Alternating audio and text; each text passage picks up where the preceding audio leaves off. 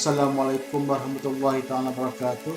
Saya Ahmad bin Sulaiman daripada College Community Kok Lanaz akan membentangkan satu kertas kajian yang bertajuk Peranan Aktiviti Co-Curriculum dalam Pembangunan Kemahiran Generik di kalangan pelajar College Community Kok Lanaz. Kertas kajian ini telah saya sediakan bersama dengan rakan saya iaitu Cik Siti Nur Sahila binti Cik Ahmad dan Abdul Aziz bin Abdul Rahfar. Sebagai pengenalan, seorang pekerja yang cemerlang tidak sekadar diukur dari berdasarkan kepada kelayakan akademik semata-mata, tetapi mereka juga perlu menguasai kemahiran generik seperti kepimpinan, kerja berkumpulan, komunikasi dan kemahiran menyelesaikan masalah. Permasalahan kajian.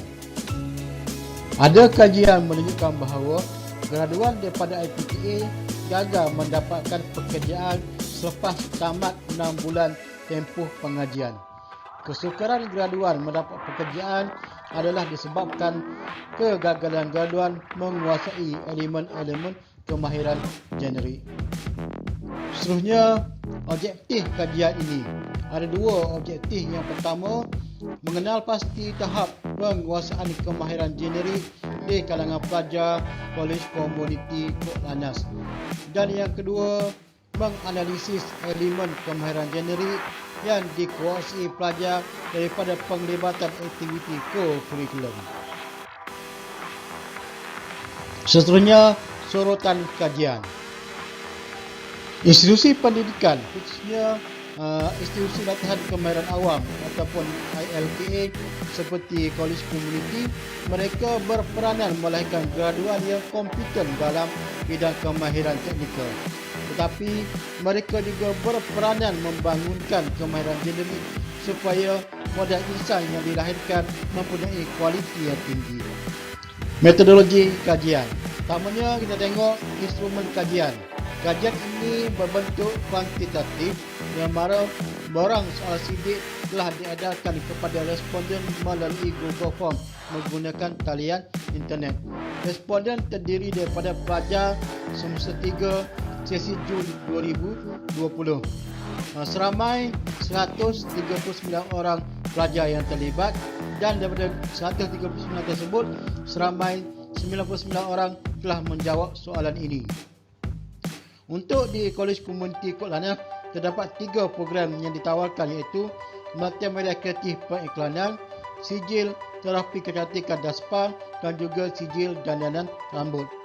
Daripada jumlah ini, seramai 41 orang lelaki dan 58 orang perempuan. Seterusnya kita lihat analisis dan keputusan kajian. Yang pertama, analisis ini kita bersandarkan kepada kajian Nunnally dan Bernstein yang mana pencapaiannya dinilai sebagaimana berikut: tinggi, sederhana rendah dan rendah. Yang pertama, kemahiran komunikasi. Pencapaian min keseluruhan adalah sebanyak 3.91 iaitu sederhana tinggi. Pencapaiannya boleh dilihat sebagaimana paparan. Kemahiran komunikasi di kalangan pelajar mendapat skor min yang sederhana tinggi iaitu 3.91. Skor min yang paling tinggi adalah kemahiran bertutur dalam bahasa Melayu kerana bahasa Melayu adalah bahasa pengantar bagi semua pelajar. Yang kedua, responden boleh berkomunikasi dalam bahasa Inggeris mencapai skor min yang sederhana tinggi iaitu 3.48. Responden boleh menyampaikan maklumat dengan baik juga mendapat skor min yang sederhana tinggi iaitu 3.97. Responden yang menyumbangkan idea melalui lisan juga mendapat skor min yang sederhana tinggi iaitu 3.85 dan responden yang menjadi pendengar yang baik mendapat skor min yang tinggi iaitu 4.23.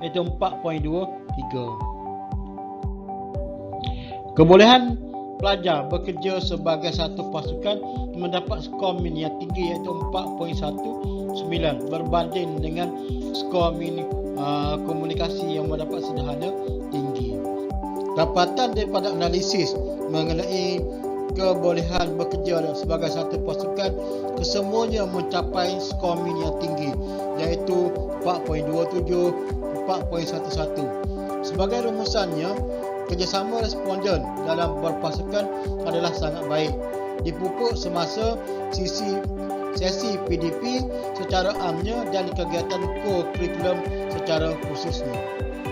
Analisis seterusnya adalah kemahiran menyelesaikan masalah.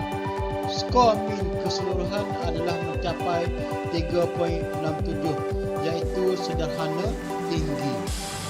Daripada analisis yang dibuat, kebolehan menyelesaikan masalah secara efektif merupakan skor min yang paling tinggi, iaitu 3.74. Masih lagi berada dalam tahap sederhana tinggi.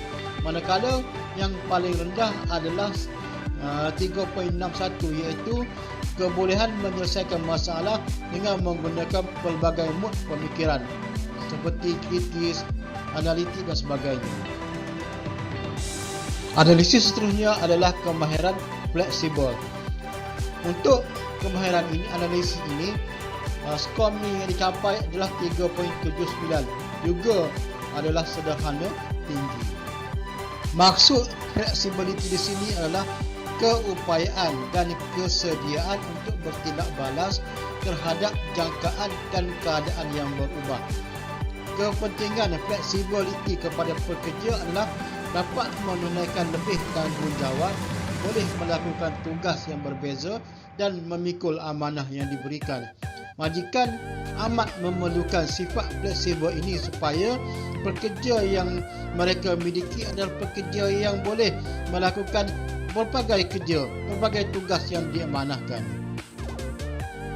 Analisis seterusnya adalah analisis keyakinan diri. Untuk analisis ini, skor min yang diperolehi adalah tinggi, iaitu 4.13. Keyakinan diri adalah asas utama bagi kejayaan seseorang individu. Mempercayai potensi diri yang ada pada dirinya dan boleh membawa kejayaan dalam kehidupan.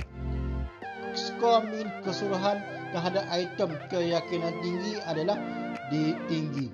Walau bagaimanapun, ia perlu dipertingkatkan lagi sebagai persediaan pelajar untuk menghadapi dunia pekerjaan yang sebenar. Sebagai kesimpulannya, kepentingan kemahiran generik amat penting diterapkan kepada pelajar bagi melahirkan graduan yang memenuhi pasaran kerja pada masa kini. Dapatan daripada responden memberi makna balas yang sangat baik dan keseluruhan skor min adalah di tahap sederhana tinggi. Peranan aktiviti core curriculum perlu diperkasakan dan ditambah baik bagi menghasilkan pelajar yang berkualiti.